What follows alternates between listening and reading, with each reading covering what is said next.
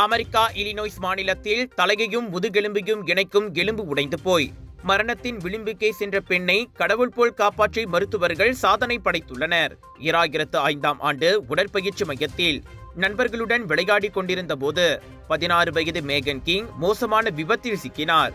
10 ஆண்டுகள் கழித்தே அவருக்கு HEDS என்ற மரபணு கோளாறு நோய் பாதிப்பு கண்டறியப்பட்டது. இதனால் ஒரு கட்டத்தில் அப்பெண்ணின் கழுத்து எலும்பு முதுகெலும்பில் இருந்து பிரிந்தது. இன்டர்னல் டிகேபிடேஷன் எனப்படும் இந்நிலை மிகவும் ஆபத்தானதாகும்.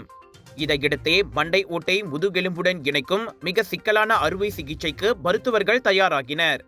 அடுத்தடுத்து 37 அறுவை சிகிச்சைகள் நடத்தப்பட்ட பிறகே மேகனின் மண்டை ஓட்டை அவரது முதுகெலும்புடன் நிரந்தரமாக இணைக்கப்பட்டது.